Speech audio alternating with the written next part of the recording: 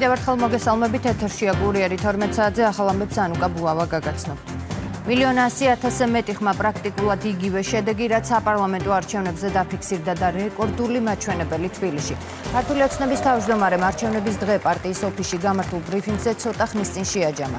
ირაკლი კობახიძის თქმით, ყველა მუნიციპალიტეტში მმართველმა პარტიამ ხმების 70%-ზე მეტი მიიღო, რაც ქართველი ხალხის ნდობის დადასტურება. პარტიის თავმჯდომარემ ისაუბრა ოპოზიციის შედეგებზეც და თქვა, რომ ლელოთი და გახარიას პარტიით ნაციონალური მოძრაობის ჩანაცვლების გეგმა ჩავარდა, ისევე როგორც ბოლო 4 წლის განმავლობაში ნაციონალური მოძრაობის 5 მცდელობა, რომელიც ხელისუფლების დამხობას ისახავდა მიზნად.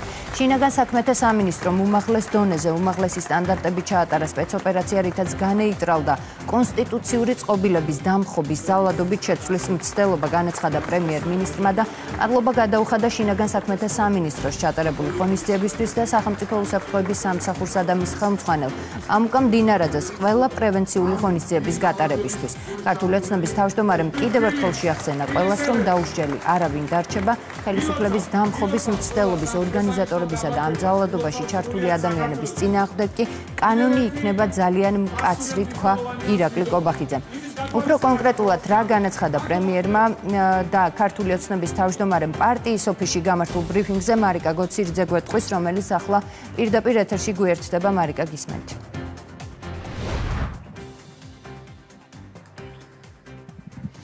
საქართველოს პრემიერ-მინისტრმა ქართული ოცნების ოფისში დილიდან შეაჯამა გუშინ ჩატარებული თვითმმართველობის არჩევნები. ირაკლი კობახიძემ თქვა, რომ ქართულ ოცნებას გუშინდელ არჩევნებზე დაუფიქსირდა ყველაზე მაღალი მხარდაჭერა, უპრეცედენტო მხარდაჭერა და მან კონკრეტული ციფრებიც მოიყვანა ამის გასამყარებლად. მან ისაუბრა წინა თვითმმართველობის არჩევნების შედეგებზეც და თქვა, რომ ამით დადასტურდა, რომ ქართველი ამომრჩევლის ნება იყო, რომ ყოფილიყო ქართული ოცნება მთავარი პარტია ჩვენს ქვეყანაში. ასევე ისაუბრა ოპოზიციის შედეგებზეც. მან თქვა, რომ ლელომ და გახარიას პარტიამ წინა არჩევნებთან შედარებით შედეგები გააუარესა და პრემიერის თქმით, ამით ჩავარდა deep state-ის გეგმა, რომ ნაციონალური მოძრაობა ლელოსა და გახარიას პარტიას ჩაენაცვლებინა.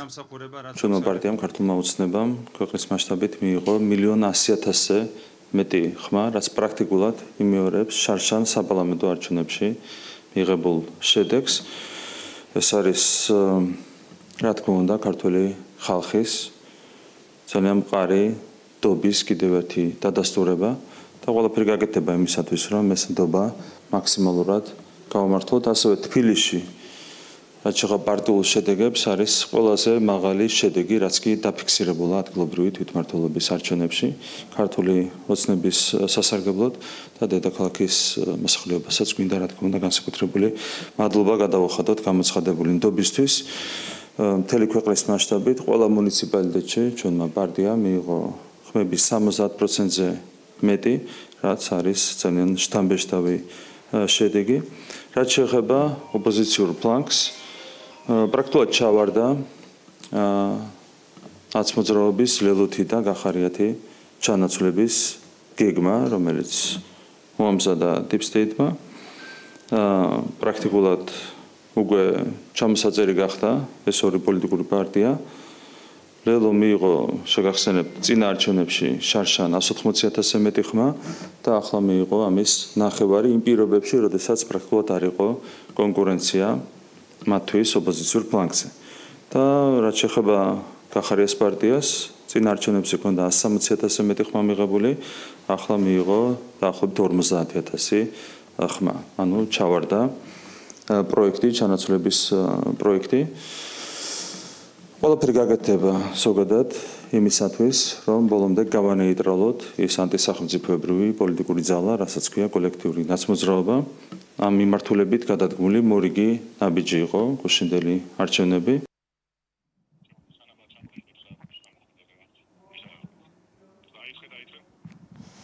თვითმმართველობის არჩევნების გარდა საქართველოს პრემიერ-მინისტრმა ასევე ისაუბრა დედაქალაქის ცენტრში გუშინ განვითარებულ მოვლენებზე. ირაკლი კობახიძემ თქვა, რომ დამხობის გეგმა ჩავარდა, რისთვისაც მადლობა გადაუხადა შესაბამის სამსახურებს.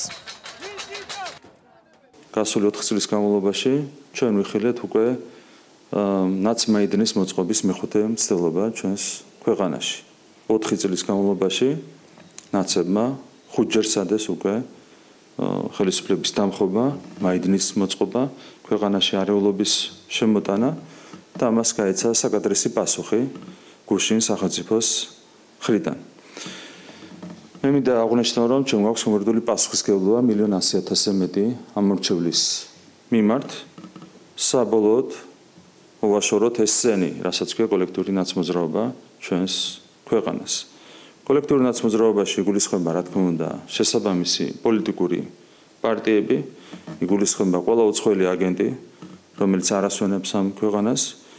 ამაში იგულისხმებიან ის ექსტრემისტული დაჯგუფებები, რომლებიც მოქმედებენ უცხოური სპეცსამსახურების ინსტრუქციებით და დაფინანსებით, მათ შორის ამისათვის გამოიყენება მაგალითად სააკაშვილის ოჯახის მიერ მიტაცებული ერთ-ერთი უნივერსიტეტი, არის ასეთი ორგანიზაციები, როგორც არის მაგალითად ფარი ერთობა და ამ შემდეგ. მიზანი რა იყო ამ ყველაფრის?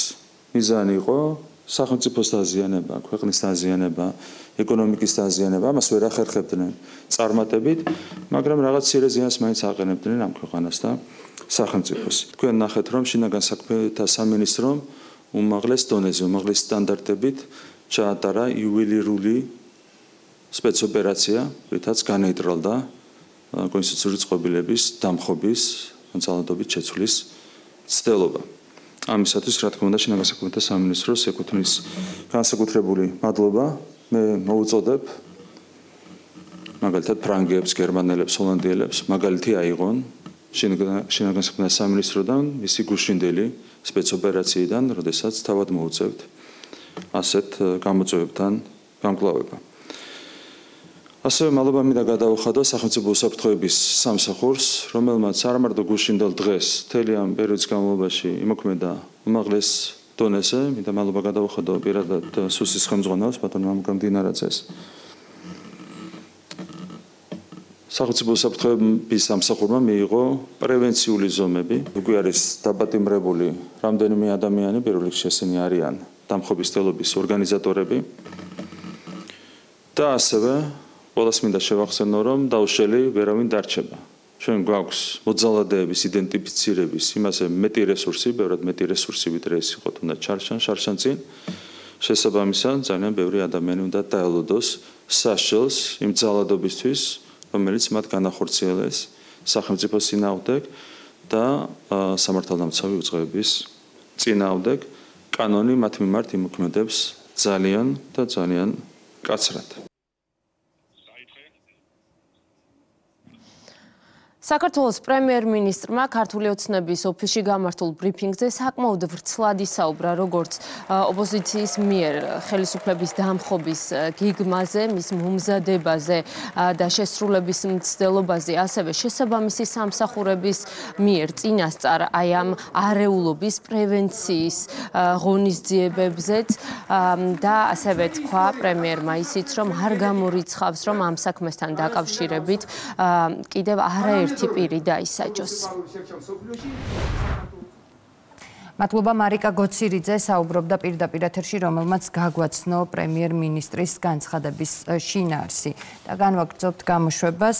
ხელისუფლების დამხობის ინიციატორები და ორგანიზატორები კი ბრალის წარდგენის მოლოდინში არიან. პაატა ბურჭულაძე, მურთაზ ზოდელავა, ირაკლი ნადირაძე, პაატა მანჯგალაძე და ლაშა ბერიძე დიღმის იზოლატორში იმყოფებიან, სადაც ცოტა ხნის წინ ადვოკატები მივიდნენ. აქციის ორგანიზატორები სამართალდამცველებმა სხვადასხვა ტერიტორიაზე გვიანღამით აიყვანეს გამოძიება მათ კონსტიტუციური წყობილების ძალადობით შეცვლის ან სახელმწიფო დამხობისკენ მოწოდებას, ჯგუფური ძალადობის ორგანიზებას, ხელმძღვანელობას და მასში მონაწილეობას ედავება. თუ არის ცნობილი, როდის წარუდგენენ ბრალს აქციის ორგანიზატორებს და რას აცხადებენ დაკავებულების ადვოკატები, ხათუნა გაგნიძია პირდაპირ ეთერში და მისგან მოვისმენთ უფრო მეტ დეტალს.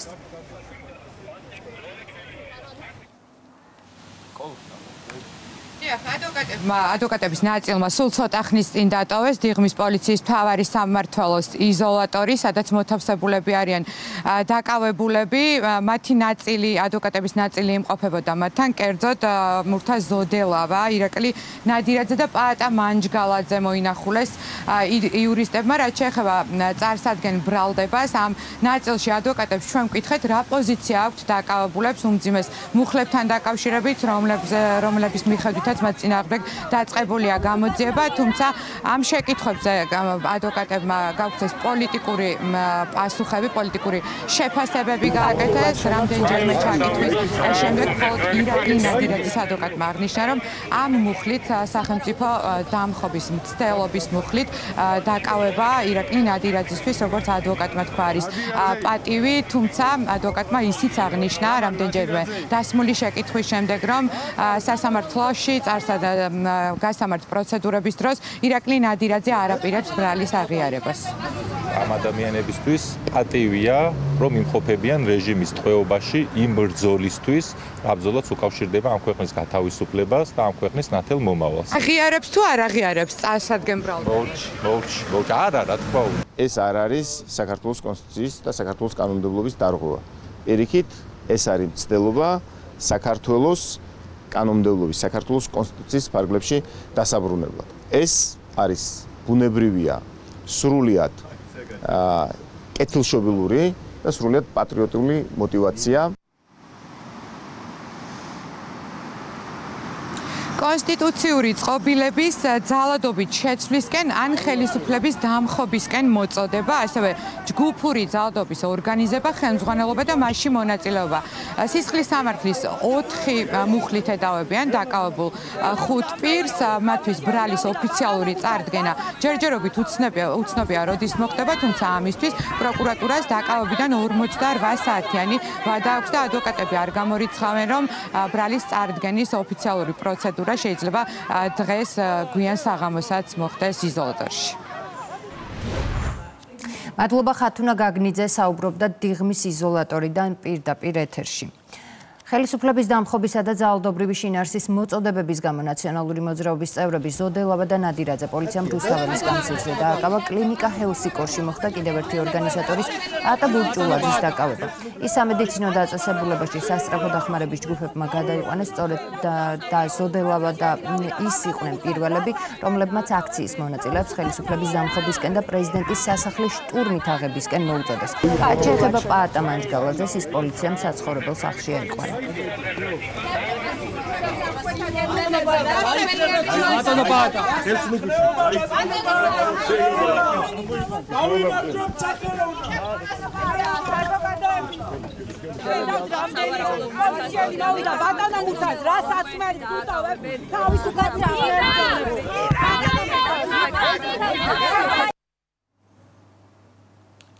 შინაგან საქმეთა სამინისტროში გამოძიება 4 მუხლით მიმდინარეობს, აქციის ორგანიზატორებს კი 9 წლამდე პატიმრობა ემუქრებათ.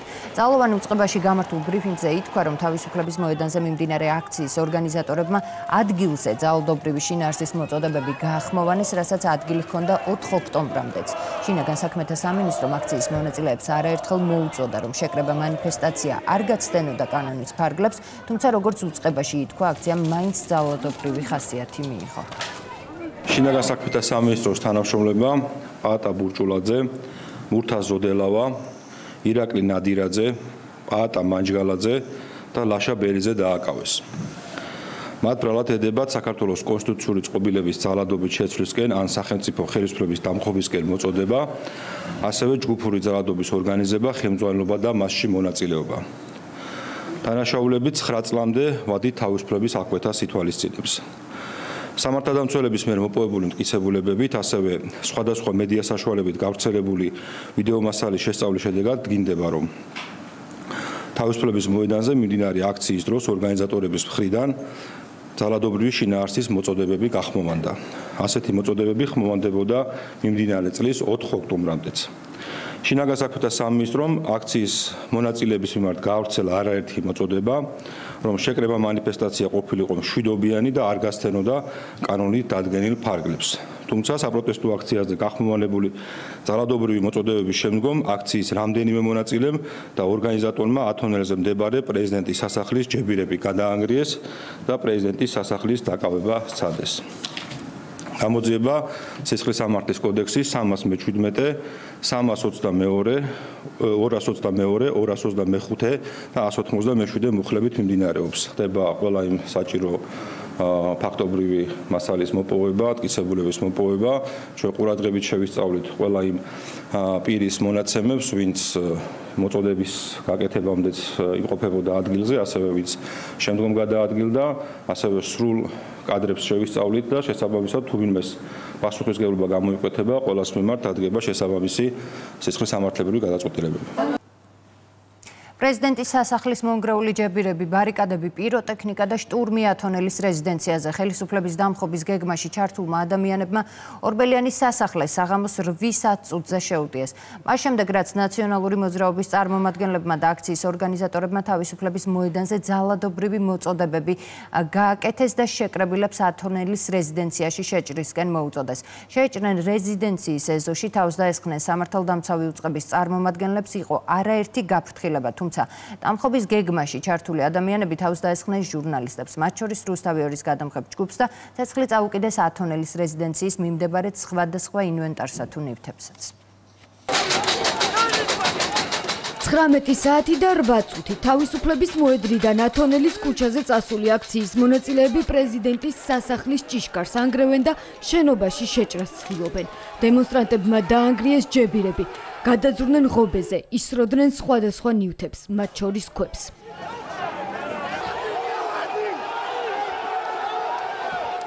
სასახლეში შეჭრის მიზნით ათონელის რეზიდენციასთან განვითარებულ პროცესებში მონაწილეობას იღებს აქციის ერთ-ერთი ორგანიზატორი პაატა ბურჭულაძეც.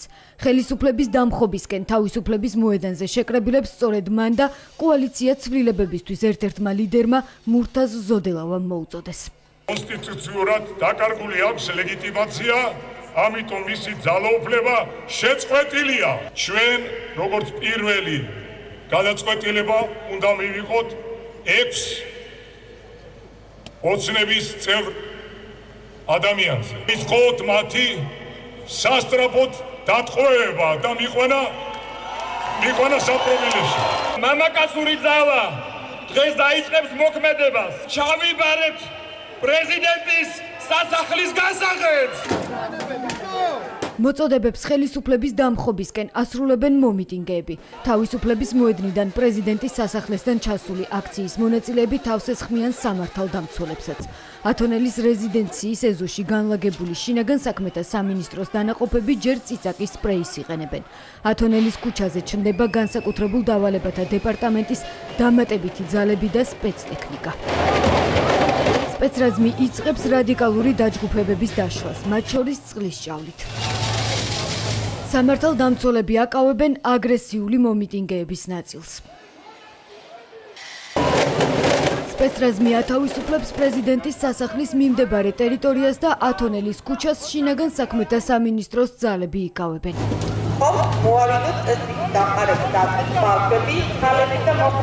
დემონსტრანტები ორბელიანის მოედანზე გადადიან, გზებს ურნებით და რკინის ჯებირებით ხერგავენ. ცეცხლს უკიდებენ მუნიციპალურ და კერძო ინვენტარს. ამტვრევენ შენობების და კაფეების ფანჯრებს. ადგილზე არაერთხელ გაისმა გაფრთხილება, რომ თუ შეკრებილები არ დაიშლებოდნენ, სამართალდამცავი უწყება დაიწყებდა შესაბამის ღონისძიებებს. სპეცრაზმმა წყლის ჭავლი და სპეციალური საშუალებები გამოიყენა. აქციის მონაწილეები იწყებენ პიროტექნიკის გამოყენებას. ხელისუფლების დამხობისკენ გაკეთებული მოწოდების შემდეგ მომიტინგეები უპირისპირდებიან შინაგან საქმეთა სამინისტროს თანამშრომლებს. დაზიანებებს იღებს 20-ზე მეტი სამართალდამცველი. დემონსტრანტები გადადიან თაბუკაშვილის ქუჩაზე, აზიანებენ ავტომობილს, აჩენენ ცეცხლის არაერთ კერას. სამართალდამცველების მიმართულებით ისვრიან ქვებს და სხვადასხვა ნივთებს. მომიტინგეთა ნაწილი ხელს უშლის ჟურნალისტებს საქმიანობაში. დემონსტრანტთა კიდევ ერთი ნაწილი რჩება რუსთაველის გამზირზე. 4 ოქტომბრის პროტესტი პარლამენტის შენობის წინ რამდენიმე ორგანიზატორის დაკავებით სრულდება.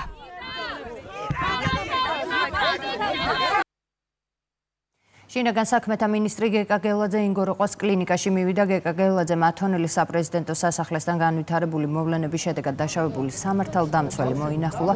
შინაგან საქმეთა მინისტრი ინგოროყვას კლინიკაში თბილისის პოლიციის დეპარტამენტის დირექტორ ვაჟა სირაძესთან ერთად იმყოფებოდა. დარჩა მხოლოდ სამეცნიერო დაწესებულებაში ორი პოლიციელი, რომლის მდგომარეობა საკმაოდ მძიმე გახდა თქუშინ. დღეს შედარების სტაბილურობა გვაქვს და იმედი გვაქვს, რომ ექიმების განმარტებით მალე უკეთესობა გვექნება. რაც შეეხება მინდა თითოეულ პოლიციელს, რომელიც გუშინდელ აქციაში შეიღებდა მონაწილეობას, მადლობა გადაუხადო და საკმაოდ მაღალი სტანდარტით მოხდა გამოყენებული იქნა პროპორციული ძალა. მინდა ასევე საზოგადოება მიცედეს, რომ ნებისმიერ კანონდარღვევაზე იქნება უმკაცრესი რეაგირება. ვერ შედგა მშვიდობიანი დამხობა, მაგრამ დარწმუნებით შეგვიძლია გითხრათ, რომ შედგა მშვიდობიანი დაშლა. გამოძიება დაწყებულია ჯგუფური ძალადობის ორგანიზებით, 5 ადამიანი არის დაკავებული. მიმდინარეობს კვლავ ამ წუთებშიც ოპერატიული და საგამოძიებო მოქმედებები და შესაბამისად ყველა პიროვნების იდენტიფიცირების შემდეგ მიეცემა ყველა შესაბამის სამართლებრივი პროცესებში. აქციიდან სულ 5 დაშავებული ყავდა, 3 ამბულატორიული მეთვალყურეობით გაეწერა ბინაზე და 1 პაციენტი განაგრძობს ჩვენთან მკურნალობას. პაციენტთან გამოვლინდა ქალატვინის კეროვანი ტრავმა, კერძო სუბარახნოიდული სისხლჩაქცევა, მარჯვნივ საფეთქლის ხაზოვანი და ფრაგმენტული მოტახილობა. ამ დილისთვის კვლავ ჩატარდა განმეორებით კომპიუტერული ტომოგრაფია, სადაც დინამიკა გვაქვს დადებითი. ამიტომ პაციენტი რაიმე ოპერაციულ ჩარევას არ საჭიროებს, უგრძელდება მკურნალობა, იმყოფება ნეიროქირურგების მეთვალყურეობის ქვეშ. 4 ოქტომბერს განვითარებული მოვლენების შედეგად დაშავდა აქციის 6 მონაწილე და 21 სამართალდამცველი. ჯანდაცვის სამინისტროს ინფორმაციით, სასწრაფო დახმარების ბრიგადებმა დაზარალებულები სამედიცინო დაწესებულებებში გადაიყვანეს, 30-მდე პირს კი სამედიცინო დახმარება ადგილზე გაუწიეს. ჰოსპიტალიზებულ დაშავებულებს სხვადასხვა სახის დაზიანება აქვთ, მძიმეა ერთ-ერთი პოლიციელის ჯანმრთელობის მდგომარეობა, როგორც გითხარით. აქციის მონაწილეები თავს დაესხნენ რამდენიმე მედია საშუალების წარმომადგენელს, მიაყენეს სიტყვიერი შეურაცხყოფა, დააზიანეს კამერები და წიწაკის სპრეი შეასხეს ჟურნალისტებს. სიტყვიერი შეურაცხყოფა მიაყენეს კურიერის გადამხებ ჯგუფსაც, ნანა გოგატაძისა და დავით კახიძის მისამართით აქტიურობდა და განსაკუთრებული აგრესიით გამოირჩეოდა ირაკლი წულაია, რომელიც არაერთხელ არის შემჩნეული მსგავს თავდასხმებში. ამას სხვა ვერაფერი ვენა, შედ გადასაღები დედაული ახალგაზრდებს რო ცემე ბიჭო ვერ და ხე გადასახები ამას იღებ დედა რაგა გადაღებული ბიჭო რაგა ვინ დაწყნარდეს ბიჭო დაგაწყნარებ ხა სამუდამოდ ბიჭო რაბა რასიხებ ბიჭო რასიხებ ბიჭო შვილეთა რო დაждები გაგი ბიჭო დახვი აქედა თორე გადაგიღებ ხა გაგიტყდება რომ შენ ამ ხარეს ისე რასიხებ ბიჭო რას ამხელა რასიხებ კაცი არა და გირსი კი ხარო გამოუშვა რო იცოდე რა მუშაობის არა შენ მოსდებს გადახედე მუშაობის საშუალება მოგვეცი ძალიან გხავთ ჟურნალისტებისთვის პროფესიულ საქმიანობაში უკანონოდ ხელი შეშლის ფაქტებზე პროკურატურამ გამოძიება მალევე დაიწყო. საქმე სისხლის სამართლის კოდექსის 154 მუხლის პირველი ნაწილით აღიძრა. გამოძიების დაწყების საფუძველი გახდა მედიაში გავრცელებული კადრები, რომლის მიხედვითაც თბილისში ათონელის ქუჩასა და მიმდებარე ტერიტორიაზე საპროტესტო აქციის მონაწილეებმა წიწაკის სპრეი შესხმისა და ფიზიკური გზით ხელი უკანონოდ შეუშალეს ჟურნალისტურ საქმიანობაში, საზოგადოებრივი მაუწყებლისა და ტელეკომპანია იმედის გადამხებ ჯგუფებს.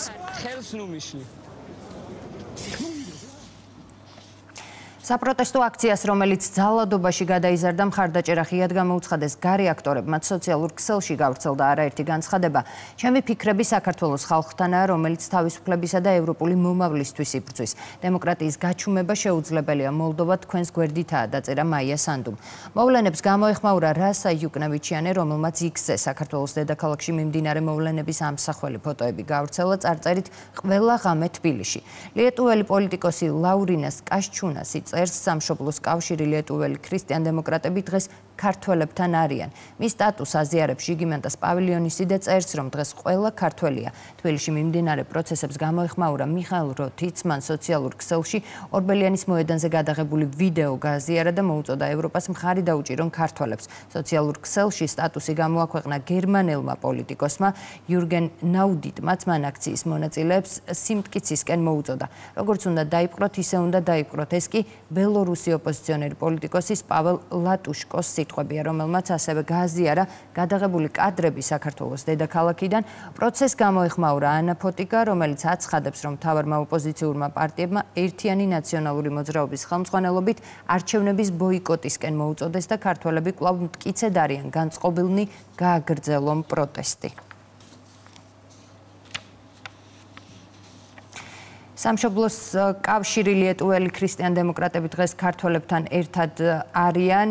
ეს და მსგავსი ტიპის განცხადებები ევროპიდან თქვენ როგორც გითხარით კეთდება ამ დრომდე, თუმცა არავინ არ გამოხმაურებია ხელისუფლების დამხობის მცდელობას და არც ერთი კომენტარი არ გაკეთებულა დედაქალაქში მიმდინარე ანტისახელმწიფოებრივ ქმედებებთან დაკავშირებით, რაც საქართველოს პრემიერ-მინისტრისთვის უცხო და გასაკვირი არ არის. რა თქვა პრემიერმა და ვინ რას ამბობს დასავლეთში? ამაზე უკვე ლუკა ჩანგელია გვეტყვის უფრო მეტ დეტალს, რომელიც პირდაპირ ეთერში გვიერთდება. ანუკა, ხელისუფლების დამხობისკენ მოწოდება, კონსტიტუციური დამხობის ორგანიზება და მასში უშუალო ჩართულობა ევროპელ ლიდერებს და მათ ნაწილს ახლა მშვიდობიან პროტესტად ესახება. მთელი ღამის განმავლობაში ვხედავდით სოციალურ ქსელში თბილისში მიმდინარე მოვლენებთან დაკავშირებით გამოხმაურებებს სხვადასხვა სახელმწიფოების წარმომადგენლები წერდნენ, რომ ეს ყველაფერი არის რევოლუციური ნაპერწკალი, რომელიც უფრო დიდ პროცესებში უნდა გადაიზარდოს. პოლიტიკოსები მოუწოდებდნენ ქართულ ხალხს ქუჩაში გამოსვლისკენ და სახელმწიფოებრივ მოქმედებებში მონაწილეობისკენ. განსაკუთრებით ამ პროცესში აქტიურობდნენ ლიეტუველი ლიდერები, მაგალითად ჟიგმანტას პავილიონისი, ასევე მოვისმინეთ ლაურინას კასჩუნასის განცხადებაც, რომელიც მან სოციალური ქსელის მეშვეობით გაავრცელა, რასა იუკნევიჩიანი, რომელიც ამბობს, რომ ყველაფერი რაც ქუჩაში ხდება, უნდა გადაიზარდოს უფრო დიდ პროცესებში, თუმცა უნდა აღინიშნოს ის, რომ არც ერთი მათგანი არ საუბრობს ძალადობრივ ქმედებებზე, რომელიც ჩვენ გუშინ მაგალითად პრეზიდენტის სასახლეს ვიხილეთ, არ კეთდება კომენტარი ხელისუფლების დამხობასთან დაკავშირებულ განცხადებების შესახებ, ან მოწოდების შესახებ, რომელსაც მაგალითისთვის პაატა ბურჭულაძე უკვე სცენიდან ავრცელებდა საზოგადოების მიმართულებით, ასევე არ გვინახავს კონკრეტული განცხადებები იმ ქმედებებთან დაკავშირებით, რომელიც სპეცდანიშნულების რაზმის წინააღმდეგ განხორციელდა, რომლებიც სახელმწიფო უწყების დაცვას ცდილობდნენ. ევროპელი ლიდერები ამბობენ მხოლოდ იმას, რომ მიმდინარე პროცესი სრულად არის კონსტიტუციური. მაგალითად, რუმინეთის საგარეო საქმეთა მინისტრმა გაავრცელა მსგავსი შინაარსის განცხადება, ის აღნიშნავს, რომ არავის არ აქვს უფლება მსგავს ღონისძიებებს, მოქმედებებს აქციის მონაწილეობის მხრიდან წინააღმდეგობა გაუწიონ და რამდენად გასაკვირიც არ უნდა იყოს, განცხადებას ასევე ავრცელებს ევროკავშირის კანდიდატის სტატუსის მქონე სახელმწიფოს ლიდერიც მაია სანდუ, რომელსაც საპარლამენტო არჩევნები ქვეყანაში რამდენიმე დღის წინ ჰქონდა და სწორედ მაშინ, როდესაც კიშინიოვის ქუჩებში აქციის მონაწილეებმა ხელისუფლების წინააღმდეგ პროტესტით განწყობილმა აქციის მონაწილეებმა გამოსვლა სცადეს, სამართალდამცავებმა მათ აქციის გამართვის საშუალება არ მისცეს. მაია სანდუ ამბობს, რომ ახლა ყველა ფიქრები საქართველოსთან არის მოლდოველი ხალხისა და მოუწოდებს აქციის მონაწილეებს, რომ არ დანებდნენ და იბრძოლონ საკუთარი ინტერესებისა და მიზნების დასაცავად. რუმინეთი დგას საქართველოს მოქალაქეების გვერდით და მხარს უჭერს მათ ლეგიტიმურ დემოკრატიულ და ევროპულ მისწრაფებებს. ფუნდამენტური უფლებების, კანონის უზენაესობისა და მშვიდობიანი პროტესტის უფლების პატივისცემა არ ექვემდებარება განხილვას.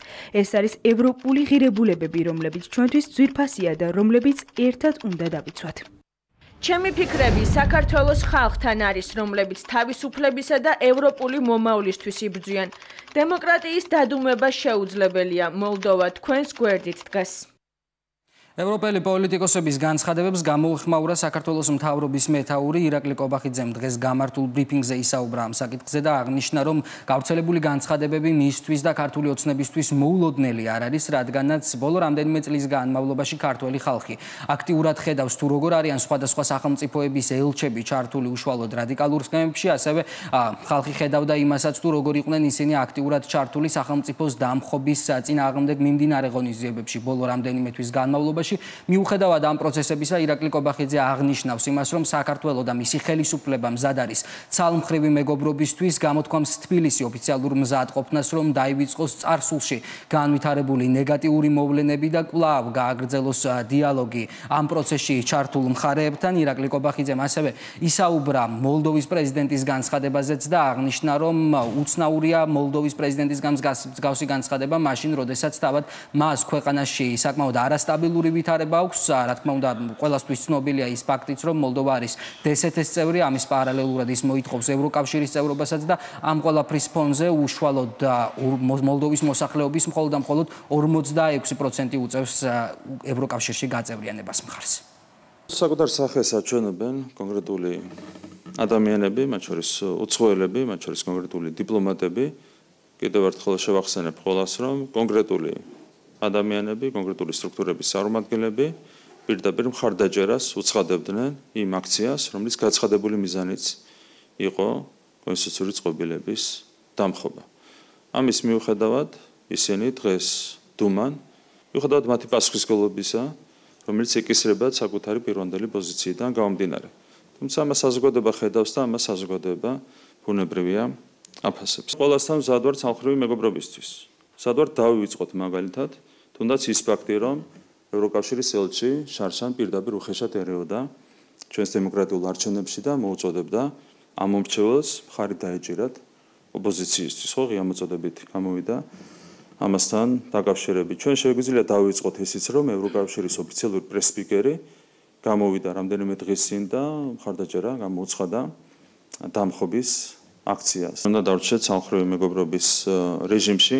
მოლდოვაში მithumetes რომ არის ტრაიგული მდგომარეობა, თან გაცხადებული მიზანი აქვს, რომ უნდათ ევროინტეგრაცია, თან მოლდოვაში მაცხოვრებელი მოსახლეობის 55% უჭერს მხოლოდ მხარს ევროინტეგრაციას, რაც რეფერენდუმზე დაფიქსირდა.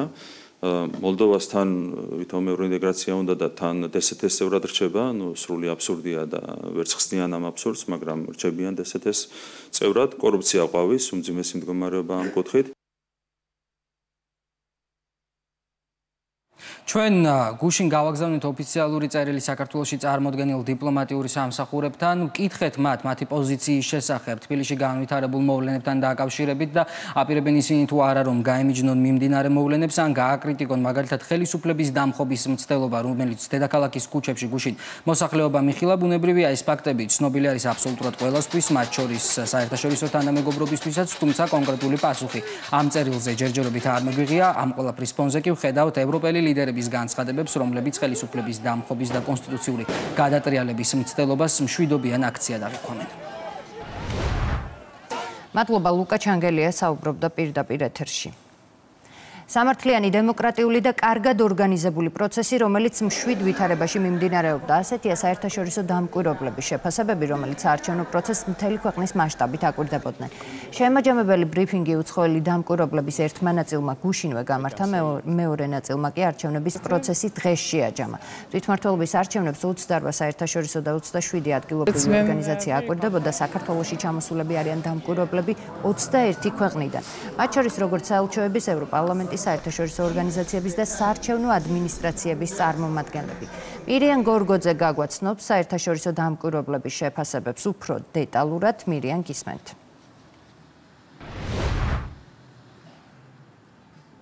ნამდვილად ჩვენ გვაქვს შესაძლებლობა რომ შევხვდეთ საერთაშორისო დამკვირვებლებს სხვადასხვა ქვეყნებიდან, რომლებიც როგორც გუშინ მას შემდეგ რაც დაიხურა მთელი საქართველოს მასშტაბით საარჩევნო უბნები, ასევე უკვე დღის პირველი ნახევრიდან აკეთებენ პირველად განცხადებებს და შეფასებებს თუ როგორ ჩაიარა მთელი დღის განმავლობაში 4 ოქტომბრის ადგილობრივი თვითმმართველობის არჩევნებმა. საუბარია იმ დამკვირვებლებზე საერთაშორისო სადამკვირვებლო მისიებიდან, რომლებიც წარმოადგენენ საქართველოში 28 სადამკვირვებლო მისიას, როგორც უკვე მივაწოდეთ ჩვენს ტელემაყურებელს ინფორმაცია, საუბარია 21 ქვეყნის სხვადასხვა წარმომადგენლებზე, რომელსაც ჰქონდათ შესაძლებლობა რომ მთელი დღის განმავლობაში კენჭისყრის პროცესისთვის თვალი ედევნებინათ მთელი საქართველოს მასშტაბით. აქ საუბარია როგორც დედაქალაქსი, ასევე რეგიონებზე დამკვირვებლები ამ შემთხვევაში შემთხვევითი შერჩევის პრინციპით, როგორც დედაქალაქში, ასევე საქართველოს სხვა ქალაქებში და რეგიონში ირჩევდნენ საარჩევნო უბნებს და შემდეგ უკვე თავად ფიზიკურად მიდიოდნენ საარჩევნო უბნებზე, რათა საკუთარი თვალით ენახათ თუ როგორ მიმდინარეობდა კონკრეტულ საარჩევნო უბნებზე ხმის მიცემის პროცესი. დამკვირვებლები ჩვენთან საუბარში ხაზგასმით აღნიშნავენ, რომ ისინი კმაყოფილები არიან იმ ინფორმაციით, რაც უკვე შეაგროვეს გუშინ საარჩევნო უბნებზე და აცხადებენ, რომ ცენტრალურმა საარჩევნო კომისიამ გამართულად იმუშავა, მათ არ შეუნიშნავთ საარჩევნო უბნებზე რაიმე ტიპის ისეთი შეფერხება, რომელსაც შეიძლება რაიმე ფორმით საფრთხე შეექმნა ზოგადად საარჩევნო პროცესისთვის და პირიქით საერთაშორისო დამკვირვებლები აცხადებენ, რომ ყველა საარჩევნო უბანზე ხმის მიცემის პროცესი მიმდინარეობდა. 7 ვითარებაში იყო გამჭვირვალე გარემო, სადაც ყველა ამომრჩეველს საარჩევნო უბანზე შეეძლო საკუთარი ნება თავისუფლად გამოეხატა. გარდა ამისა, მნიშვნელოვანია, რომ საერთაშორისო სადამკვირვებლო მისიების წარმომადგენლები ასევე ხაზგასმით აღნიშნავენ თანამედროვე ტექნოლოგიების გამოყენებას საქართველოში და აცხადებენ, რომ ელექტრონული სისტემა, რომელსაც უკვე საქართველო იყენებს საარჩევნო უბნების უმეტესობაში, არის ძალიან წინგადადგმული და პოზიტიური ნაბიჯი ზოგადად ქვეყნისთვის, ასევე ქვეყნის საარჩევნო სისტემისთვის და ელექტრონული ხმის მიცემის სისტემა დამკვირვებლების განმარტებით ძალიან უწყობს ხელს ზოგადად ამომრჩევლის ხმის ფარობის დაცულობას. Შემიძლია ვთქვა, რომ სამართლიანად საერთაშორისო დემოკრატიული სტანდარტების შესაბამისად ჩატარდა არჩევნები. მინდა დავადასტურო, რომ არჩევნები 2024 წლის ოქტომბერში სამართლიანად ჩატარდა და გუშინაც. პარასკევს შევხვდით ცენტრალური საარჩევნო კომისიის წარმომადგენლებს, რომლებმაც გაგვაცნეს საარჩევნო მექანიზმი. იგი იყო ანალოგიური გასული წლის საპარლამენტო არჩევნებთან მიმართებაში. ძალიან მაღალ დონეზე დაცული სისტემა არსებობდა. საქართველოს ისეთი ტექნოლოგიები გააჩნია, რომელიც ბევრ ქვეყანას არ აქვს. გუშინ პირადად ვეწვიეთ 12 საარჩევნო უბანს და რაც ვიხილე, ეს იყო მშვიდობიანი, კარგად ორგანიზებული საარჩევნო დღე. იყო უზრუნველყოფილი მოქალაქეთა დემოკრატიული მონაწილეობა არჩევნებში.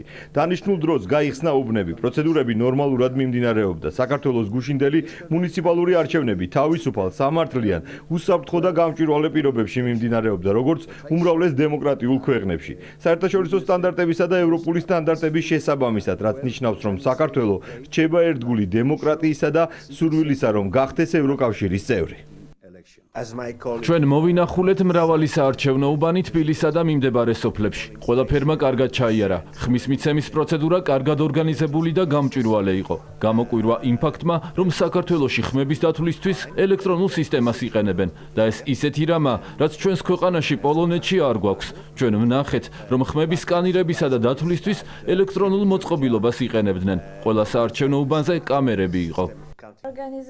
ხმის მიცემის პროცესში ჩვენ რაიმე დარღვევა არ დაგვინახავს. საარჩევნო პროცედურა იყო ძალიან დემოკრატიული. ყველაფერმა კარგად ჩაიარა. ჩვენ 14 საარჩევნო უბანზე ვიმყოფებოდით და არც ერთი დარღვევა არ გვინახავს. ხმის მიცემის პროცედურა მიმდინარეობდა თანამედროვე ტექნოლოგიების გამოყენებით.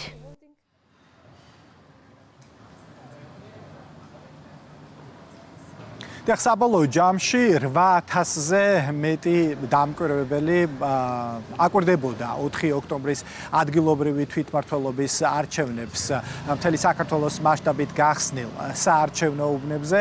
საუბარია, რა თქმა უნდა, როგორც დედაქალაქზე, ასევე რეგიონებზე 55 ადგილობრივი თუ საერთაშორისო სადამკვირვებლო მისიის წარმომადგენელი იმყოფებოდა გუშინ მთელი დღის განმავლობაში საარჩევნო უბნების გახსნიდან დახურვამდე. ბუნებრივია, ამ პროცესში იყო ჩართული დამკვირვებლები და ჩვენ გქონდა, რა თქმა უნდა, შესაძლებლობა როგორც გუშინ მთელი დღის განმავლობაში, ასევე დღეს შევხვედროდით საერთაშორისო დამკვირვებლებს, რომლებიც გვიზიარებენ საკუთარ პირველად შეფასებებს და ამბობენ, რომ ყველა საარჩევნო უბანზე ახალი ტექნოლოგიების გამოყენებით ხაზგასმით ყველა ამომრჩეველს ჰქონდა შესაძლებლობა, რომ საკუთარი ნება მშვიდ, გამჭვირვალე და სამართლიან პირობებში დაიფიქსირებინათ. მადლობას. საერთაშორისო დამკვირვებლების შეფასებებით მირიან გორგოძე გვერდებოდა პირდაპირ ეთერში. 4 ოქტომბრის არჩევნებს კი საერთაშორისო დამკვირვებლები აკვირდებოდნენ ბათუმშიც. შემაჯამებელ პრესკონფერენციაზე მათ ისაუბრეს მუნიციპალური არჩევნების მიმდინარეობაზე და აღნიშნეს, რომ საარჩევნო უბნებში კენჭისყრის პროცესი ყველა წესის დაცვით მიმდინარეობდა. დამკვირვებელთა შეფასებით არჩევნები კარგად ორგანიზებული და გამჭვირვალე იყო. სიმონ შანავა გვერდება ამჯერად ბათუმიდან პირდაპირ ეთერში და მისგან მოვისმენთ უფრო მეტ დეტალს. სიმონ, გისმენთ რა განცხადებები და შეფასებები გაკეთდა დამკვირვებლების მხრიდან. ბათუმში ადგილობრივი თვითმმართველობის არჩევნებს აკვირდებოდნენ საერთაშორისო დამკვირვებლები, რომლებიც მთელი დღის განმავლობაში იმყოფებოდნენ სხვადასხვა უბანზე და აკვირდებოდნენ ზოგადად საარჩევნო პროცესის მიმდინარეობა. საბოლოო ჯამში კი გამართეს პრესკონფერენცია, სადაც ისაუბრეს არჩევნებთან დაკავშირებით და აღნიშნეს, რომ 2025 წლის 4 ოქტომბრის არჩევნები ბათუმში ჩატარდა მაღალი სტანდარტებით. ამორჩეველს ჰქონდა შესაძლებლობა, რომ შეუფერხებლად მიეცა ხმა მათთვის სასურველი კანდიდატებისთვის, ასევე გამართული იყო ის ტექნოლოგია, რომლითაც ჩატარდა მუნიციპალური არჩევნები. როგორც უნგრელი დამკვირვებლები აცხადებენ, საბოლოო ჯამში არჩევნები დემოკრატიულად და მაღალი სტანდარტებით ჩატარდა. შვიდ საარჩევნო უბანს ვესტუმრეთ თბილისსა და ბათუმში. შარშან საპარლამენტო არჩევნებსაც ვაკვირდებოდი და შემიძლია ვისაუბრო იმ პროგრესზე, რაც საქართველოს მიაღწია. ამ 1 წლის განმავლობაში ელექტრონული ხმის მიცემის აპარატებს ჰქონდა ფარულობის გამკაცრებული დამცავი სისტემა და ბიულეტენების ქაღალდების ხარისხიც გაუმჯობესებული იყო. ხმის მიცემის პროცესი მშვიდად მიმდინარეობდა. ცესკოს წარმომადგენლების მხრიდან ყველაფერი კარგად ორგანიზებული იყო. არც უბნის გარეთ, არც შიგნით რაიმე სახის ინციდენტი არ ყოფილა. საჩივრების მინიმალური მაჩვენებელი იყო. საქართველოს ისტორიაში ფარულობა იყო სრულად დაცული. საარჩევნო უბნებზე ტექნიკური ნაწილი იყო სრულად გამართული. ადგილი არ ქონია რაიმე სახის პრობლემა სააპარატურასთან დაკავშირებით. საარჩევნო კომისიები იყო მომზადებული, მათ ჰქონდათ ყველა კითხვაზე პასუხი. ეს იყო სამართლიანი და სწორი არჩევნები. შედეგი კი შესაბამისობაში იქნება დემოკრატიულ არჩევნებთან. 4 ოქტომბრის არჩევნებს ადგილობრივი და საერთაშორისო დამკვირვებლები მთელი დღის განმავლობაში აკვირდებოდნენ. როგორც საერთაშორისო დამკვირვებლები აცხადებენ, გუშინდელი არჩევნები ჩატარდა მაღალი სტანდარტებით და დემოკრატიულად. სიმონ შანავა გვერდებოდა ბათუმიდან პირდაპირ ეთერში. მადლობა სიმონს. ადგილობრივი თვითმმართველობის არჩევნებს საერთაშორისო დამკვირვებლები სამეგრელოშიც აკვირდებოდნენ. ისინი პროცესს აფასებენ როგორც თავისუფალს და სამართლიანს. უნგრელი და იტალიელი დამკვირვებლები აცხადებენ, რომ უბნების გახსნა, დახურვა და ხმის დათვლის პროცესი დემოკრატიული პრინციპების შესაბამისად მიმდინარეობდა. ამომრჩეველთათვის შექმნილი იყო პირობები თავისუფალი ნების გამოხატვისთვის. ამჯერად ზუგდიდს და სალომე ფაცაციას ვრთავთ პირდაპირ ეთერში, რომელიც ესაუბრა საერთაშორისო დამკვირვებლებს. სალომე, გისმენთ, მოგვიყევი შენც რას აცხადებენ, როგორ აფასებენ საარჩევნო პროცესს საერთაშორისო დამკვირვებლები ზუგდიდში. იტალიელი და უნგრელი ექსპერტები საერთაშორისო დამკვირვებლები, რომლებიც საარჩევნო პროცესს დედაქალაქსა და ზუგდიდში დააკვირდნენ, ამბობენ, რომ საარჩევნო პროცესი უბნების გახსნიდან ხმების დათვლის ჩათვლით მიმდინარეობდა სამართლიან და თავისუფალ გარემოში და დემოკრატიული პრინციპების დათვლით. მათ ზუგდიდში თბილისიდან გამომგზავრების შემდეგ გუშინ მოიარეს რამდენიმე უბანი და ამის შემდეგ უკვე ჟურნალისტებთან გააკეთეს კომენტარი, როგორც გუშინ, ასევე დღეს დილით და შემაჯამებელ კომენტარში მათ თქვეს, რომ ხმის მიცემის ფარულობა იყო აბსოლუტურად დაცული, პროცესი იყო სანდო, გამჭვირვალე, რასაც დამატებით ხელს უწყობდა ის საარჩევნო ტექნოლოგიები და სიახლეები, რომელიც დაინერგა და რის საშუალებითაც ზუგდიდში 70-დან 62 უბანზე ამომრჩეველი აძლევდა ხმას. შესაბამისად, მათი შეფასებით გუშინ ჩატარებული ადგილობრივი თვითმმართველობის არჩევნები იყო დემოკრატიული პრინციპების დაცვით ჩატარებული. გუშინდელი ადგილობრივი არჩევნები პროფესიონალურად ჩატარდა. ყველა საარჩევნო უბანზე იყო სიმშვიდე. ყველაფერი კანონის ფარგლებში მიმდინარეობდა. იტალიიდან ჩამოვედი არჩევნებზე დასაკვირვებლად. რაც ვნახე არის ის, რომ ყველაფერი იყო რიგზე, შესაბამისობაში დემოკრატიულ სტანდარტებთან. ადამიანებს ჰქონდათ შესაძლებლობა საკუთარი პოზიცია ზეწოლის გარეშე დაეფიქსირებინათ. რაც შეეხება შედეგებს, ზუგდიდის საარჩევნო ოლქში საკუთარი არჩევანი დააფიქსირა 37000-ზე მეტმა ადამიანმა და მათმა უმრავლესობამ ხმამისა ქართული ოცნების მერობის კანდიდატს დავით კოდუას. ასევე გეტყვით იმასაც, რომ ზუგდიდის საკრებულოში უმრავლესობით ცესკოს წინასწარი მონაცემებით სწორედ ქართული ოცნება იქნება წარმოდგენილი, როგორც პროპორციული, ასევე მაჟორიტარული სიით. მადლობა სალომე ფაცაცია საუბრობდა ზუგდიდიდან პირდაპირ ეთერში. 7 გამართული და თავისუფალ გარემოში ჩატარებული არჩევნები ელექტრონული ტექნოლოგიები და პროცესი ხარვეზების გარეშე ცოტა ხნის წინ ჩატარდა ბრიფინგი ცენტრალურ საარჩევნო ადმინისტრაციაში. რა ითქვა ცესკოში, ამას უკვე სანდრო სანაია გვეტყვის. უფრო მეტი დეტალით გვერდება ის საარჩევნო ადმინისტრაციიდან პირდაპირ ეთერში. სანდრო, გისმენთ. ცენტრალურ საარჩევნო კომისიაში სულ ცოტა ხნის წინ შემაჯამებელი ბრიფინგი გაიმართა, სადაც ისაუბრეს 4 ოქტომბრის თვითმმართველობის არჩევნების შესახებ, შეაჯამეს ეს არჩევნები, სადაც ნათქვამი იყო, რომ სულ 25 საჩივარი შემოვიდა, აქედან უმეტესობა იყო წვრილმანი დარღვევა, რაც ეხებოდა ფოტო-ვიდეო გადაღებას, მათ შორის ასევე საარჩევნო უბნის გარეთ ამომრჩეველთა აღრიცხვას და ასე შემდეგ. ასევე ბრიფინგზე ითქვა ისიც, რომ დათვლილია ხმების 100%, რაც იმას ნიშნავს, რომ სულ საქართველოს მასშტაბით 3661 უბნის მონაცემები 100%-ით არის დათვლილი, რის მიხედვითაც ქართულმა ოცნებამ ამ შემთხვევაში მიიღო ხმების 91.6%, რაც არის 1,104,545 ხმა.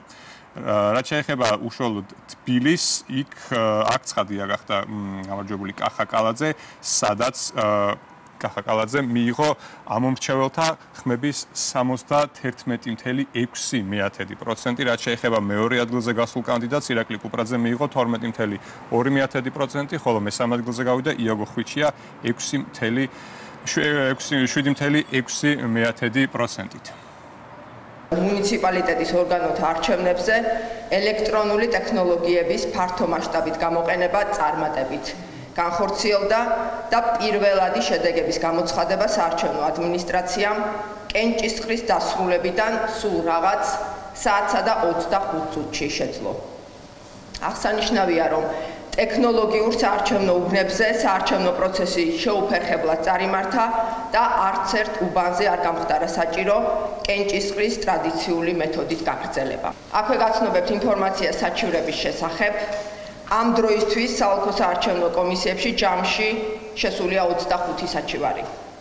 საჩივრები ძირითადად შეეხება ფოტო-ვიდეო გადაღების წესის დარღვევას, კენჭისყრის შენობის მოწყობის წესის დარღვევას, საარჩევნო უბნის გარეთ ამორჩევლის აღრიცხვას და ასე შემდეგ. დეტალური ინფორმაცია საჩივრების შესახებ განთავსებულია ჩვენს ვებგვერდზე საჩივრების რეესტრში. ასევე შეგახსენებთ, რომ კანონით დადგენილ ვადებში ყოველ საარჩევნო ოლქში გადაითვლება ოლქის ტერიტორიაზე არსებული საარჩევნო უბნებიდან შემთხვევითი შერჩევით გამოვლენილი 5 საარჩევნო უბანი, როგორც ტექნოლოგიური, ისე ტრადიციული უბნების შემთხვევაში. როგორც მოისმინეთ, ხმების 100% არის დათვლილი, დარღვევები იყო ხშირ შემთხვევაში წვრილმანი დარღვევები და საერთო ჯამში 64 მუნიციპალიტეტში გამარჯვებული გახდა ქართული ოცნება. ეს იმას ნიშნავს, რომ 3661 უბნის 100%-ის მიხედვით დადგა ეს შედეგი, ხოლო რაც შეეხება უშუალოდ გადაითვლება თუ არა შერჩევითი პრინციპით 5 საარჩევნო უბანი, ამაზეც ისაუბრეს ცენტრალურ საარჩევნო კომისიაში და თქვეს, რომ 5 ასეთი უბანი აირჩევა და ორივე ხელახალი მეთოდით, ასე ვთქვათ, ხელის გადათვლის მეთოდით გადაითვლება ხმები, თუმცა საბოლოო შედეგი, როგორც უკვე გითხარით, არის შემდეგნაირი, რომ დათვლილია ხმების და უბნების 100%, რის მიხედვითაც ქართულმა ოცნებამ აიღო 91.6%. მადლობა, სანდრო სანაია საუბრობდა საარჩევნო ადმინისტრაციიდან კურიერის ეთერში. მონაცემები, როგორც მოისმინეთ, უკვე არის ცნობილი, 100% ხმების არის დათვლილი, 64-დან 64 მუნიციპალიტეტში უპირობო ლიდერი არის ქართული ოცნება. დავიწყოთ თბილისით, სადაც 584 უბანი იყო გახსნილი. როგორი არის შედეგები? ახლა უკვე შეგვიძლია ვნახოთ ვირტუალურ სტუდიაში, სადაც ავთოგვასალია იმყოფება და ნახავთ ამ შედეგებს. დიახ, ხანუკა, ცენტრალური საარჩევნო კომისიის ინფორმაციით ამ დროისთვის ფაქტობრივად ხმების 100%-ია დათვლილი, ანუ 584-ვე უბანი. და როგორია ამ დროისთვის შედეგები? როგორც იცით, თბილისის მერობის არჩევნებში მერობის 9 კანდიდატი მონაწილეობდა, ამორჩევლობის რაოდენობა კი ერთიან სიაში მილიონზე მეტი იყო. აქტივობამ 31% შეადგინა, რაც ნიშნავს იმას, რომ დაახლოებით 330,000 ადამიანმა მისცა ხმა სასურველ კანდიდატს. მაშ ასე შედეგები ასეთია: კახა კალაძეს აქვს 71.58%, რაც შეეხება ირაკლი კუპრაძეს მას 12.53% აქვს, ხოლო იაგო ხვიჩიას 7.42%. როგორც უკვე გითხარით, ამ შედეგების მიხედვით და 100% არის უკვე დათვლილი დედაქალაქში. კახა კალაძე უკვე მესამე ვადით ხდება დედაქალაქის მერი, მას 71.48% აქვს ხმების. აქვე შეგვიძლია ვთქვათ, რომ დედაქალაქში აქტივობა იყო დაახლოებით 31%, მნიშვნელოვნად არ იყო ცოტა თუ შევადარებთ წინა ადგილობრივი თვითმმართველობის არჩევნებს, მაგალითად 2021-ს ან 2017-ს, ჯამურად ზუსტად შეგვიძლია ვთქვათ, რომ დედაქალაქში ამ არჩევნებში მონაწილეობა მიიღო 324,281 ადამიანმა. აი ასეთი არის დედაქალაქში შედეგები, ანუკა. მადლობა ავთო, ჩვენ ავთოს ბუნებრივია ისევ დავბრუნდებით, ის 2 დღეა ვირტუალური სტუდიიდან გვაწვდის ინფორმაციას და გვიჩვენებს იმ შედეგებს, რომელიც მუდმივად ახლდებოდა აქამდე ცენტრალური საარჩევნო ადმინისტრაციის მხრიდან და სულ ცოტა ხნის წინ გაიმართა შემაჯამებელი ბრიფინგი, როგორც გითხარით. მთელი ქვეყნის მასშტაბით გახსნილ 3061 საარჩევნო უბნიდან 75%-ზე არჩევნები ელექტრონული წესით ჩატარდა, დათვლილია ყველა უბნის შედეგი მთელი ქვეყნის მასშტაბით, როგორც გითხარით, მონაცემები კი ასე გამოიყურება. ქართული ოცნება 81.68%, ლელო ძლიერი საქართველო 6.71%, კახარია საქართველოსთვის 3.68%, გირჩი 2.96% და კონსერვატორები საქართველოსთვის 2.71%. ასეთი არის პარტიების შედეგები მთელი ქვეყნის მასშტაბით, მიუხედავად იმისა, რომ მუნიციპალიტეტის ორგანოთა არჩევნები ადმინისტრირების თვალსაზრისით ერთ-ერთი ყველაზე კომპლექსური პროცესი არის. არჩევნებმა 7 გამართულ და თავისუფალ გარემოში ჩაიარა. ამაზე ისაუბრეს საერთაშორისო დამკვირვებლებმაც და საარჩევნო უბნების შემთხვევაში გამოყენებული იყო 3 ბიულეტინი, ხოლო მოდერნიზებულ უბნებზე გამოყენებული იყო სამსვეტად დაყოფილი 1 ბიულეტინი. ცოტა ხნის წინ მოვისმინეთ, როგორც გითხარით, საარჩევნო ადმინისტრაციიდან ბოლო შემაჯამებელი ბრიფინგი და 100% ხმების არის დათვლილი. ახლა კი ისევ უნდა დავუბრუნდეთ ავთო გვასალიას და ვირტუალურ სტუდიას, ნახოთ როგორი არის თბილისის გარდა 4 თვითმმართველ ქალაქში შედეგები, რომელსაც CSKO აქვეყნებს. ავთო გისმენთ. დიახ, ანუკა, წინასწარი მონაცემებით ქართულმა ოცნებამ ადგილობრივი თვითმმართველობის არჩევნები ყველა რეგიონში მოიგო, მათ შორის თვითმმართველ ქალაქებში. თბილისის გარდა, როგორც ვიცით, 4 თვითმმართველი ქალაქი გვაქვს: რუსთავი, ქუთაისი, ფოთი და ბათუმი და ვნახოთ თითოეულ ქალაქში როგორი არის შედეგი. დავიწყოთ რუსთავით, სადაც ნინო ლაცაბიძეს, რუსთავის მოქმედ მერს და მომავალ მერს აქვს 91.92%, ქართული ოცნების კანდიდატს, რაც შეეხება გახარიას კანდიდატს, გახარიას პარტიის კანდიდატს, თამარ კეკენაძეს აქვს 8.2%. რუსთავის შემდეგ გადავინაცვლოთ კიდევ ერთ თვითმმართველ ქალაქში და ეს გახლავთ ქუთაისი, სადაც პროცენტები ასე არის განაწილებული. დავით ერემეიშვილს, ქართული ოცნების კანდიდატს მერობის აქვს 85.78%, ხოლო მის მთავარ კონკურენტს გახარიას პარტიიდან პაატა ზაქარეიშვილს აქვს 8.3%. აქვე გეტყვით ვიდრე შემდეგ ქალაქზე გადავალთ, რომ ქუთაისში სულ 152,929 ამომრჩეველი იყო რეგისტრირებული და 32%-მა მისცა ხმა მისთვის სასურველ მერს. რაც შეეხება ფოთს, ფოთში მხოლოდ ქართული ოცნების კანდიდატი იყრიდა კენჭს, ვინაიდან ოპოზიციას არ ყავდა აქ კანდიდატი. ბექა ვაჭარაძე გახდა ქალაქის მერი კვლავ მომდევნო ვადით 100%-იანი მაჩვენებელი არის ამ შედეგებზე. შემდეგი ქალაქი ეს გახლავთ ბათუმი, სადაც ასე გადანაწილდა პროცენტები ადგილობრივი თვითმმართველობის არჩევნებში 2025 წელს. ბათუმის მერი ამ მონაცემების მიხედვით ხდება გიორგი ცინცაძე, რომელსაც 80.73% აქვს, ხოლო გახარიას პარტიის კანდიდატს გოჩა გუგუნავას 10.35%. ბათუმში შეგვიძლია ვთქვათ, რომ სულ 157.429 ამომრჩეველი იყო და აქტივობამ დაახლოებით 40% შეადგინა და აი ასეთი შედეგით დასრულდა ადგილობრივი თვითმმართველობის არჩევნები, როგორც უკვე აღვნიშნეთ, ყველა რეგიონში და თვითმმართველ ქალაქში ქართულმა ოცნებამ ეს არჩევნები მოიგო. მადლობა ავთო გვასალია იყო კურიერის ვირტუალური სტუდიიდან პირდაპირ ეთერში და ჩვენ ნახეთ ის მონაცემები, რომელიც დაფიქსირდა ცენტრალური საარჩევნო ადმინისტრაციის მონაცემების გამოქვეყნებული მონაცემების შესაბამისად და ახლა განვაგრძობთ გამოშვებას. ქუთაისში ჩატარებულ თვითმმართველობის არჩევნებთან დაკავშირებით ცესკოს მონაცემებით ცნობილია, ხმების დათვლის შედეგად ქუთაისის მერი ქართული ოცნების კანდიდატი დავით ერემეიშვილი გახდა. ერემეიშვილი თითქმის 86%-ით ლიდერობს ქუთაისის მერობისთვის 3 კანდიდატი იბრძოდა. ამომრჩევლის 8% მიიღო გახარიას საქართველოსთვის და ლელოს შეთანხმებულმა მერობის კანდიდატმა პაატა ზაქარეიშვილმა, პარტია საქართველოს მერობის კანდიდატმა გიორგი ამაღლობელმა კი 6%. ქართული ოცნება ლიდერობს პროპორციული სიის მიხედვითაც მმართველმა პარტიამ გაიმარჯვა ქუთაისის 10-ვე სამაჟორიტარო ოლქში. ლევან ფანცხავა გვერდდება ახლა ქუთაისიდან პირდაპირ ეთერში და მისგან მოვისმენთ შედეგებთან დაკავშირებით უფრო მეტ დეტალს. ლევან, გისმენთ.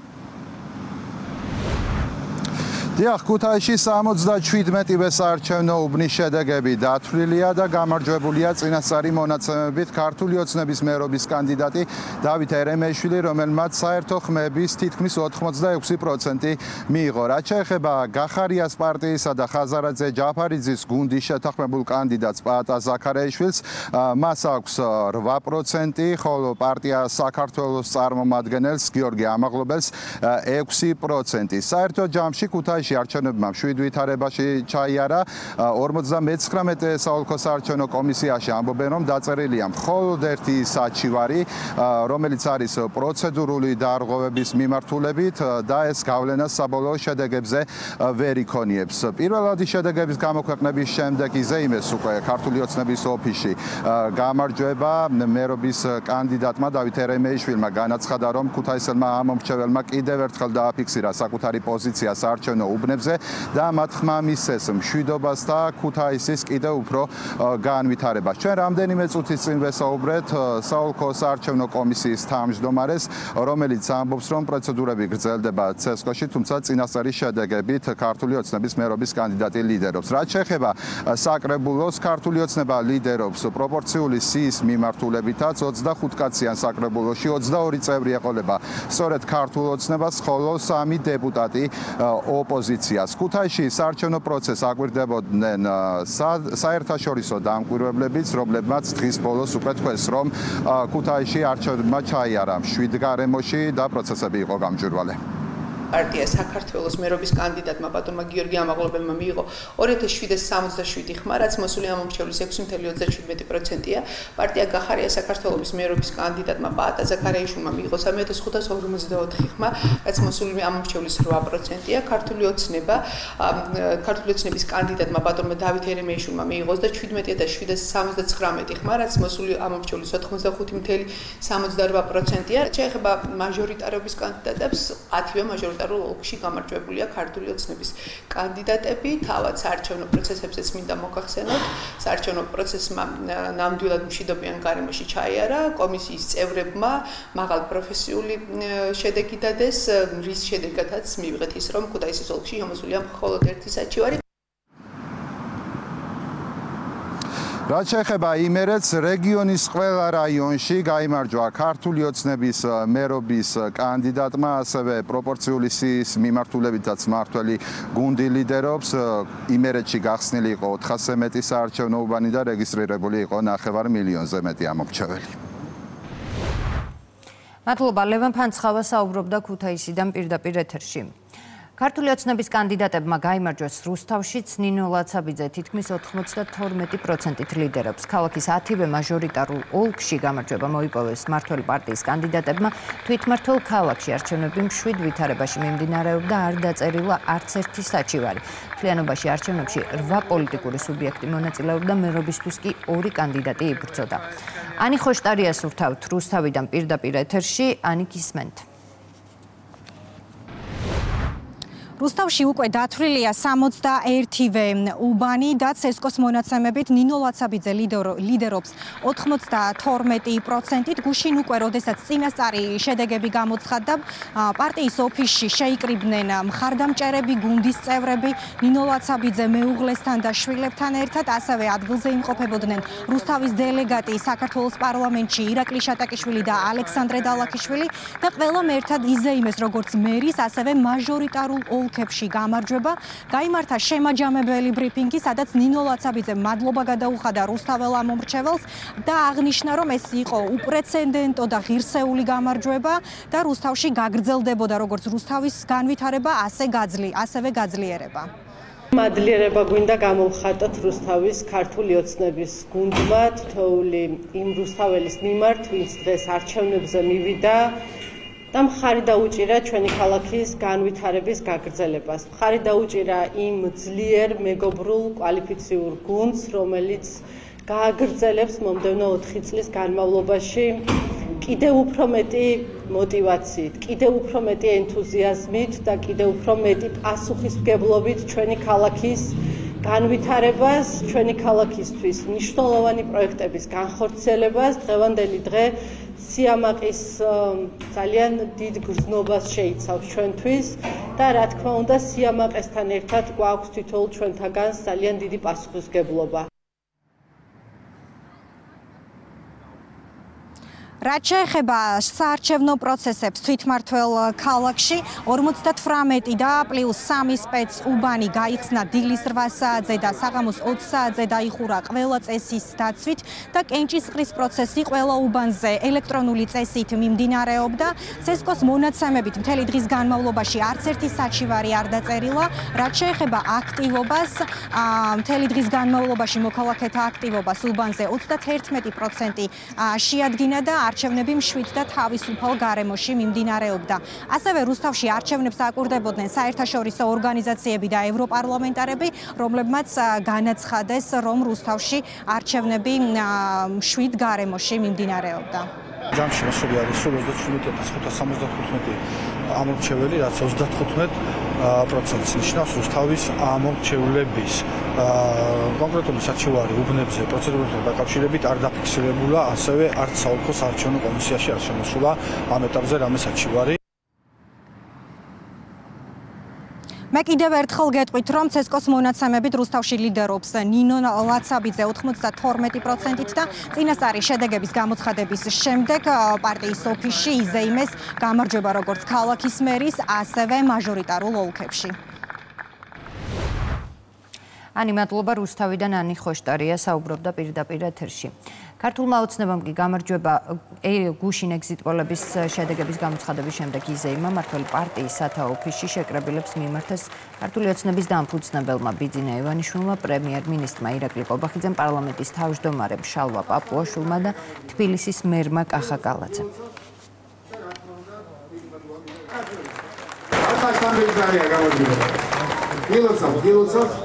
და რა თქმა უნდა, დიდი მადლობა მინდა გადაგიხადოთ თქვენ და ჩვენს ყველა მომხრეებს. საერთოდ ქართულ საზოგადოებას რომელსაც მოახერხა და საბოლოოდ გავსწორდით ელში რომ თქვენ. აი ეს არის რეალური შედეგი. ეს არის ის, რასაც იმსახურებს საქართველოს. რასაც იმსახურებს ჩვენი ისტორია, რასაც იმსახურებს ჩვენი გენეტიკა. ამით ჩვენ პატივი მაგით უკვე ჩვენ წინაპარს. ჩვენ ვართ უნიჭიერესი ერი. რაღაც დროს, რაღაც სიტუაციაში ჩვენ დავიკარგეთ, მაგრამ ჩვენ ვიკრებთ ძალას და ჩვენ აუცილებლად ერთეულ ადგილს დავიჭერთ სოფლიოში. ერთ რამეს მინდა გავუსვა ხაზი. თანამედროვე გაპრობის მეთოდი. გახლავთ აგენტურა. აგენტურის საშუალებით ჩვენზე დიდმა გაცილებით განვითარებულმა ქვეყნებმა და ძალიან ბევრმა დაკარგა სუვერენიტეტი.